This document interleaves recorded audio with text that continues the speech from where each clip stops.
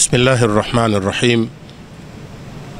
الحمد لله الذي أمرنا بالحج إلى بيته الحرام، ويتوجب علينا أن نتوجه إليه بكل هدوء ونظام، والصلاة والسلام على صاحب المقام سيدنا محمد خير الأنام، وعلى آله وصحبه البررة الكرام، ونحن معهم وفيهم برحمة الله تعالى إلى يوم الازدحام.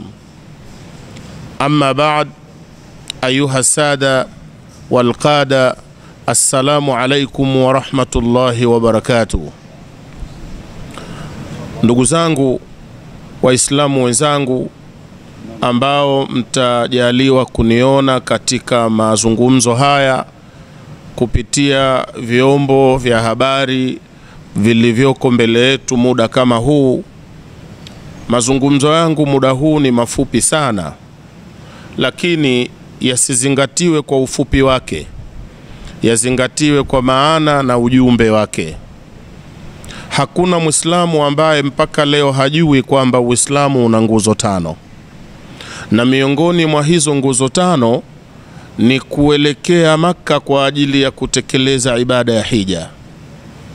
Sina dhamiri ya kueleza fadhail za kutekeleza ibada ya hija, kwa sababu wakati wa kufanya hayo au kusema hayo hautoshelezi.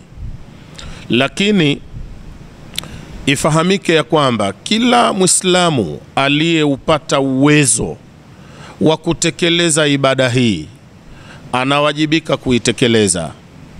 Makemeo makubwa sana yamekuja kutoka kwa Mwenyezi Mungu Subhanahu wa Ta'ala na kutoka kwa Bwana Mtume Muhammad sallallahu alayhi wasallam, yakikemea mtindo au tabia ya mtu kuwa kashaupata uwezo wa kufanya ibada ya hija halafu asifanye hivyo. Ukisoma Qur'an Karim kwa mafhumu yake, utakuja kuona kana kwamba Mwenyezi Mungu anautangaza ukafiri wa mtu atakayekataa kwenda kutekeleza ibada ya hija na uwezo anao. Yaqulu subhanahu wa ta'ala, walillahi ala nnasi hijjul bait man istata'a ilayhi sabila. Anzia maneno yanayofuata hapa, anasema waman kafara fa inna Allaha ghaniyun 'anil alamin. Allah kauweka wajibu kwa watu, ni wajibu uliowekwa na Mwenyezi Mungu kuwekewa watu kutekeleza ibada ya hija, kuikusudia nyumba yake tukufu kwa yule aliyepata uwezo, mwenye uwezo wa kufanya hivyo. Maneno yaliyofuata ya Mola wetu yanasema waman kafara, bila ya haja ya kwenda kufungua maajim au kufungua makamusi huko. Neno kafara kila mtu analijua maana yake. Waman kafara, na msemaji hapa ni Mungu Subhanahu wa Ta'ala. Ni kana kwamba umepata uwezo wa kwenda kuhiji huendi, tayari umehusika na hili neno waman kafara. Mola anasema fa inna Allaha ghaniyun 'anil alamin. Mungu ni mkwasi, amejitosheleza, hana mahitaji yoyote kwa viumbe wake. Haya ni makemeo makubwa sana, lakini naikumbuka hadithi ya Bwana Mtume Muhammad sallallahu alayhi wasallam. Mtume anasema man malaka zada warrahila walam yahuj fa alayhi an yamuta yahudiyan au nasraniya. Mtu yoyote atakayemudu akamiliki zad warrahila, maelezo mafupi ya zad na rahila ndo ule uwezo, akaweza kupata kipando, akapata masurufu ya kutumia huko, kifupi akajimudu na kutekeleza ibada hii, halafu akafa, akafika kuwa hakuhiji, huyu wakati wa kufa ni khiari yake, kaachiwa mwenyewe ikiwa atataka afe Yahudi au afe Mkristo. Kwa mafuhumu ya hadithi ya Mtume ni kwamba aliye na uwezo wa kwenda kuhiji akakaidi asiende, kwa hakika hafi Muislamu. Ndio Mtume kasema alaihi an yamuta yahudiyan au nasrania, utakufa katika mila za watu wengine. Na hali ya kuwa Mwenyezi Mungu ametuambia mwishoni mwa aya katika sura Ali Imran, anasema wala tamutunna illa wa antum muslimun. Tunatakiwa sisi tufe tukiwa Waislamu. Anayegoma kwenda kuhiji kuna hatari atakufa si Muislamu, atakufa ama Yahudi au atakufa Nasara. Sasa hili ni msiba mkubwa sana. Lakini ili nisichukue muda wa wenzangu bwana wakubwa hawa, na nadhani naamini na kukiri wao ni ahli wa kusema haya kuliko mimi kwa hakika, kwa sababu mimi ndo mwanafunzi wao hawa watu. Nataka nichukue aya moja kwa hakika ambayo Mola wetu ametuambia, na sote tunaihifadhi aya hiyo: wasari'u ila maghfiratin min rabbikum wa janna ardhuha samawatu wal ard uiddat lilmuttaqin. Maneno makubwa sana haya.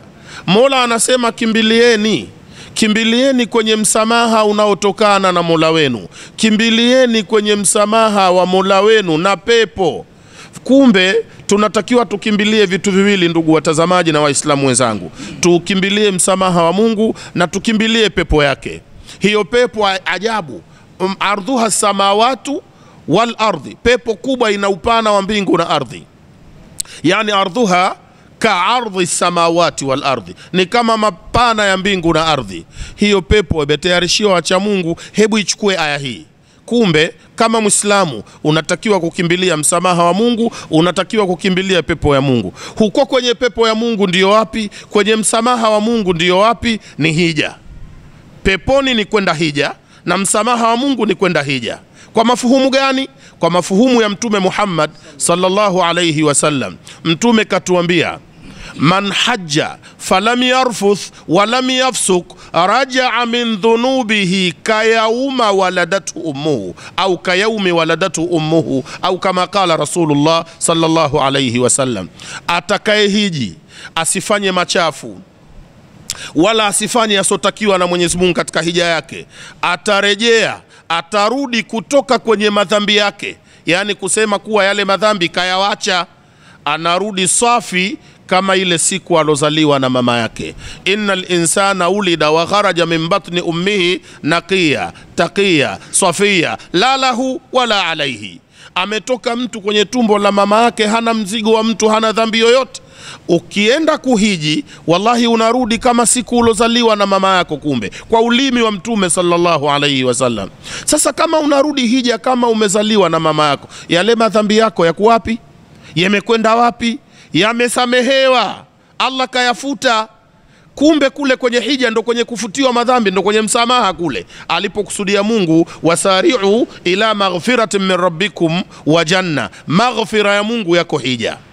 Haya mafuhumu hayo ya Mtume sallallahu alayhi wasallam ametuambia, sote tumemuelewa. Hajjun mabrur laysa lahu jazaan illa aljanna. Hija ilokubaliwa, hija njema iliyofaulu, haina malipo isipokuwa pepo. Kumbe ukienda kuhiji ndio unakwenda kwenye msamaha wa Mola, ndio unakwenda kwenye pepo, kwa sababu hija ikiwa njema haina malipo isipokuwa pepo.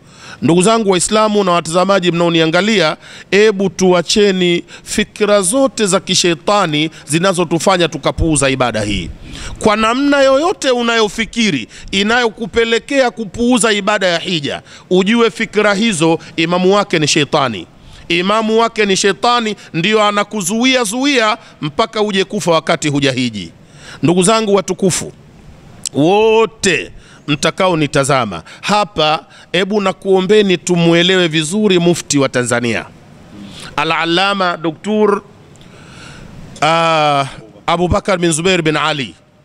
Kuna wimbo, kuna kasida nzuri amekuja nayo, na imebidi tuihifadhi kasida ile. Ile kasida imesema, badilika, acha mazoea, thumma madha? Jitambue. Awalul ibara, jitambue, badilika, acha mazoea. Mina kasida hii mahala pakubwa pa kuitumia ni kwenye ibada ya hija. Ibada ya hija na mwenendo wake wote tunatakiwa tujitambue, kama tunatakiwa sote tukahiji. Kujitambua kwa hapa ni kila Muislamu ajitambue anatakiwa kwenda kufanya hija, halafu tubadilike. Mienendo ya uendeshaji wa ibada ya hija sasa ni tofauti kabisa na ile ya zamani. Tukishika ile mienendo ya zamani ndio hatutokwenda hija kabisa. Inabidi hapa tubadilike. Thumma madha fi nihaya, tuache mazoea. Tuache mazoea. Mazoea gani? Mimi nafurahi sana kwa kasida hii. Mufti, Mwenyezi Mungu atoilishe kubakia kwake, amuongezee busara na hikma, amlinde na mahusadi walomzunguka na wajua na wasio wajua. Kwa sababu tuache mazoea. Tulizoea sisi wa Tanzania na hili eneo la Afrika ya Mashariki, harakati za kuanza kuiendea hija zinaanza Shawali mwisho huko. Ndio mtu anza kujipanga kuanzia mfungo mosi. Ndio ana kijumba sio anauza sio mwingine hivyo huko. Anakwenda kujiandikisha pia halipi. Dhulqaada huko karibu watu waanze kuruka huko ndo anapeleka malipo taratibu. Yani kama anasukumwa. Hana pasipoti anakuja kulipa, hana chochote na safari bado siku 4. Hivyo tuache mazoea, kwa sababu kuanzia kipindi hiki cha mwaka huu ikiwa itafika mpaka Shaabani 15 Shaabani 15 sawa na Februari 25 hujafanya yatakiwayo kwenye hija ya mwaka huu, maana yake unaachwa huendi, kwa sababu lazima mikataba ya hoteli utakayokaa, mikataba ya mashair kule Mina na Arafati pamoja na Muzdalifa, na vyakula vyako, mikataba ya mambo ya tanazuli ukiwa pale Makka na Madina, haya yawe yametimia ifikapo Shaabani na 15. Na Shaabani ndo hii na mwezi 15 tunaukaribia. Ikitokea sasa unataka kuishi na mazoea ya zamani, wallahi mwaka huu hutokwenda hija, na pengine pesa unazo pesa maskini, utakuwa huendi hija, na wewe utakuwa unatoa mchango kuidhoofisha na kuinyongesha ibada ya hija katika nchi yetu hii. Utakuwa unaidhoofisha maskini. Ndugu zangu, na waomba kwa hisani yenu, kila alo tayari na hija ya mwaka huu, na mimi na hakika wengi tuko tayari, shetani tu anatuzuia ili tusifanikiwe mwaka huu. Kila aliye tayari kuanzia baada ya mazungumzo haya na waandishi wa habari hawa, upesi apeleke pesa akalipe hivi sasa. Waislamu wana tabia iliyosemwa na Al-Hasan al-Basri, Qadhi al-Basra. Yeye aliambiwa maneno na Hajjaj bin Yusuf al-Thaqafi. Alikuwa kafunga saumu ya sunna, akaambiwa aftir satasumu ghada, fungua, hii ni saumu ya sunna, unaruhusiwa kufungua katikati. Akasema thaqilatka ummuk hal nadharta ila lawhil mahfudh wa ra'aita anna umri sa'ishu ila ghadi inni la uakhiru amali ila ghadin lianna ghadan yawmul ajizin. Mimi sicheleweshi jambo langu mpaka kesho, kwa sababu kesho ni siku ya watu walioshindwa. Muislamu anataka kufaulu hija, siku yake ni leo. Upesi kabisa mkajiandikishe, mkalipe. Mabwana hawa wamekuja, wataeleza kuhusu halawat za iTravel, wanazijua, watatueleza hapa. Mimi na Sheikh Abasi tuna taasisi inaitwa Al-Safa Hajj and Umrah Trust na taasisi nyingine zote, na sote sisi tuko chini ya malezi ya mufti wetu wa Tanzania. Tunafanya kazi zote hizi kwa ajili ya kumsaidia yeye, kwa sababu kila ikitokea watu Tanzania hawahiji, aibu ni kwa nchi, aibu ni kwa serikali, lakini zaidi ya yote aibu ni kwa mufti. Basi kama hatutaki kutekeleza hija kwa ajili ya amri ya Allah, tukatekeleze hija ili tumuondelee aibu mufti wetu. Mamufti wa nchi nzima wanakuja kule katika hija, wana idadi kubwa mno ya mahujaji wa nchi zao. Tanzania tunakwenda na mufti ana mahujaji hawafiki 3000. Hii ni aibu kubwa sana tunatoa. Twendeni tukahiji ili tupate kurehmewa na kufaulu. Waqulu ma tasma'un, wassalamu alaykum wa rahmatullahi wa barakatuh. Na sasa nimpe ndugu yetu Sheikh Juma Kijepa Abdullah azungumze na waandishi habari. Tafadhali habibi. Bismillahir Rahmanir Rahim. Alhamdulillahi alladhi farada ala ibadihi hajja baitihi alharam, wassalatu wassalamu ala rasulillah sallallahu alayhi wasallam, wa ba'd. Kama alivyosema ndugu yangu shekhe wangu Sheikh Abasi, mimi ni mmoja katika viongozi wa iTravel. Nafasi yangu mimi ni munadhim. Munadhim hili ni lugha ya Kiarabu, ama Kiswahili ni mratibu katika masala mazima ya hija katika kampuni ya iTravel and Tours Hajj and Umrah. Nikiyaongezea maneno ya al-akhi shekhe wangu Sheikh Uthman pale alipoielezea ibada ya hija na umuhimu wake, na akazungumzia tatizo na masikitiko ya Waislamu wa Tanzania kuwa ni wachelewaji mno katika kutekeleza ama ulipaji wa ibada ya hija. Lakini wengi ukiwatazama utakuta kwamba sio kama hawana uwezo, bali ni kujifikiria kwa namna, akiangalia dola 6000 ama dola 6,500 ama dola 7,000, akiangalia ni pesa nyingi mno, na anahisi kwamba pesa ile akiitoa pingine itakuwa ni sehemu ya kudhoofisha mradi wake. Lakini ni kutokumuelewa vizuri Mtume Muhammad sallallahu alaihi wasallam. Tufahamu ndugu Waislamu, ibada ya hija ni ibada inayokuletea utajiri, ni ibada inayokuondoshea ufakiri, na ni ibada inayokuondoshea madhambi, kwa sababu Mtume Muhammad sallallahu alaihi wasallam amesema, tabi'u baina alhaji wal umra fa innahuma yanfiyani alfaqra wadhunuba kama yanfi alkiru khabath alhadidi wadhahabi walfidda wa laysa lilhaji thawabun duna aljanna wa fi riwaya illa aljanna, au kama qala sallallahu alayhi wasallam. Mtume anasema, fuatishieni mara kwa mara baina ya kuhiji na kufanya umra. Mkihiji fanyeni umra, mkifanya umra fanyeni ibada ya hija, kwa sababu ibada mbili hizi zinaondoa umasikini ama ufakiri na madhambi. Kama vile ule muhunzi anayetengeneza vyuma ama anayesafisha dhahabu anavyoondosha takataka ya vyuma na dhahabu na fedha. Sasa leo Muislamu, kama unaona ukiitoa pesa yako unaona kwamba umeharibu katika shughuli zako, itakuwa umemwelewa vibaya Mtume Muhammad sallallahu alaihi wasallam, kwa sababu hija inaondoa ufakiri. Mimi nina mfano ambao hija iliyopita tulikuwa naye bwana mmoja anaitwa Harun. Wakati tunasafiri naye, ndugu watazamaji, anasema mimi ninadai pesa zangu za korosho kama milioni 150, na kila ninayemfuata ananitolea maneno ya jeuri.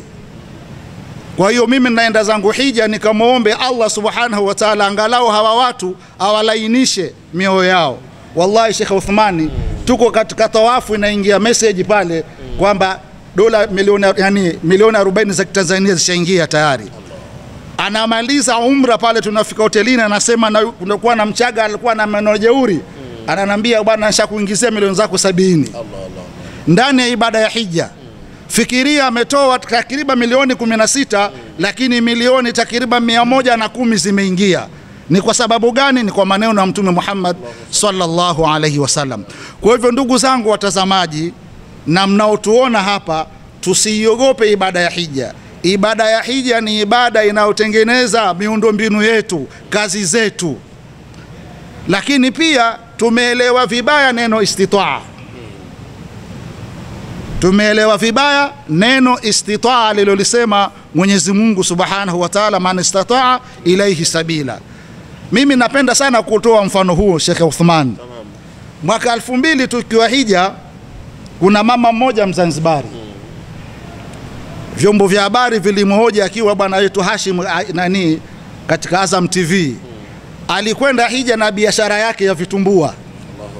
Alikuwa anauza vitumbua vyake, akirudi kwenye shughuli zake, sehemu anaweka kwenye kibubu chake, na sehemu anatumia matumizi yake, na sehemu anaenda kununua unga wa vitumbua vyake.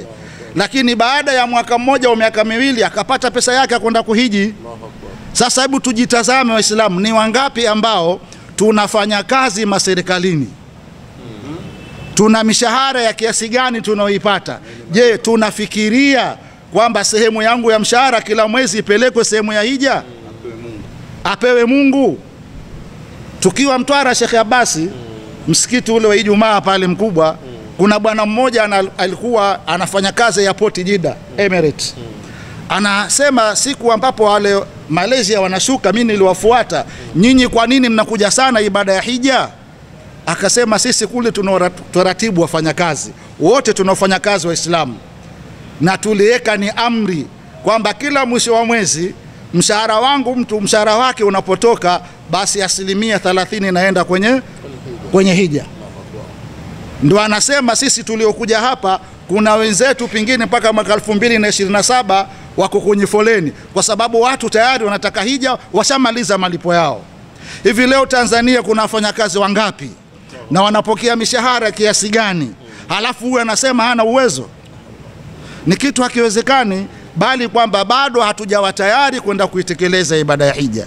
Ndugu zangu katika imani, naotazama hii Mtoro TV tuhakikishe kwamba muda haupo, uwezo tunao, tuhakikishe tukafanya ibada ya hija. Halafu kuna wale ambao wanatarajia kustafu, wana pesa zao vile vile, ambazo hizo leo hii akifa warithi wake wanachukua. Hivi amefikiria kwamba kwenda kwa bosi wake, bwana mimi nastaafu mwakani, lakini kuna pesa yangu mmeniwekea sasa hivi na milioni 80, naomba sehemu itolewe hapo niende hija. Ni jambo linalowezekana, na mwaka jana tumeenda na mtu aina hiyo, lakini watu hawataki. Unasubiri ufe ili pesa zako sijechukuliwa na warithi wako, halafu ukwenda hija. Bado ninasema ndugu watazamaji, uwezo mnao, lakini hamjaweka makusudi ya kwenda ibada ya hija. Kwa mimi naombeni tumfanye haraka, na Mtume sallallahu alaihi wasallam anasema taajjalu ila alhajj, fanyeni haraka kwenda kuitekeleza ibada ya hija. Fa inna ahadakum, hakika mmoja wenu, la yadri ma ya'ridhu lahu, hajui kitu gani baadaye kitamzukia. Pengine uwezo unao sasa ndugu yangu Muislamu, lakini unasema bado sijawa tayari. Mwanza tulimkuta mtu pale kashapeleka watu kama 10 hija, lakini yeye mwenyewe hajahiji hija hata moja. Tukamuuliza sababu ni nini, asema bado tu sijafikishwa na Mungu. Sasa huyu tunamwambiaje huyu? Kwa hivyo ndugu zangu Waislamu, uwezo tunao, tunaofanya biashara ndogo ndogo tunaweza tukahiji. Chukua mfano mama muuza vitumbua, biashara yake hii ya vitumbua na biashara nyingine mnaziangaliaje? Kwa mimi ninasema ndugu watazamaji wa TV Mtoro mnaotutazama, mwayafikiria haya maneno tunaoyasema hapa, tuhakikishe kuanzia sasa hivi tukalipe, muda hatuna tena. Na ninamuomba Allah subhanahu wa ta'ala haya niliyoyasema basi ayafikishe kwenu katika nyoyo zenu, ili mkatekeleze ibada ya hija. Wassalamu alaikum wa rahmatullahi wa barakatuh.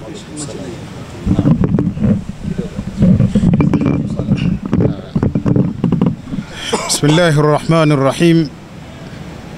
Al-hadana lihadha wama kunna linahtadiya lawla an hadana Allah. Wassalatu wassalam ala ashrafil anbiya'i wal mursalin wa ala alihi wa sahbihi ajma'in, amma ba'd. Ndugu zangu Waislamu na watazamaji, Mwenyezi Mungu Subhanahu wa Ta'ala ametuhimiza na kutaka twende tukahiji ili tupate manufaa yetu sisi wenyewe, na manufaa hayo ni manufaa ya dunia na akhira. Alipomwambia Mtume Ibrahim alayhi salam, waadhin fi nnasi bilhajji yaatuka rijalan wa ala kulli dhamirin yaatina min kulli fajjin amiq, akamwambia liyashhadu manafi'a lahum, lengo la hija ili mpate kushuhudia manufaa yenu ya dunia na akhira. Sasa Waislamu ni lazima tuipe hija nafasi yake, tuirudishe na tujue thamani ya hija kama walivyoijua masahaba wa Mtume Muhammad sallallahu alaihi wasallam. Manufaa yanayopatikana katika hija ni manufaa ya dunia na akhira, kwa sababu ukenda hija unaruhusiwa kufanya biashara, ni manufaa ya kidunia, lakini vile vile kuna manufaa ya akhira. Hebu angalia swala unayoswali katika msikiti wa Makka, swala moja unayoswali katika haram ya Makka hailingani na swala unayoswali mahala popote duniani. Swala moja inayoswaliwa katika msikiti wa Makka, ili ukiswali katika msikiti wa Mtoro basi uswali swala 100 ndio ilingane na swala ile ambayo umeswali katika haram ya Makka. Sasa hapo ndio utakuta ule muujiza wa Qur'an aliposema Mwenyezi Mungu liyashhadu manafi'a lahum. Katika maisha yako wewe utakeishi hapa miaka 70, huwezi kuswali fardhi wewe zitakaweza kufika 100. Yani umejitahidi labda 1050. Asa Mwenyezi Mungu Subhanahu wa Ta'ala ametutaka tuende tukapate na kushuhudia khairi za dunia na akhira. Kutokana na muda wetu umekwenda sana, basi tusosheke na haya machache, na kwa kuwa mengi yamezungumzwa na ndugu zangu, na mashekhe wangu, Mwenyezi Mungu Subhanahu wa Ta'ala akujaalieni mukaitekeleze ibada hii ya hija. Tubadilike, tuache mazoea. Tubadilike, tuache mazoea, na Mwenyezi Mungu Subhanahu wa Ta'ala atatuwafikisha tukatekeleze ibada hii ya hija. Wassalamu alaikum wa rahmatullahi wa barakatuh.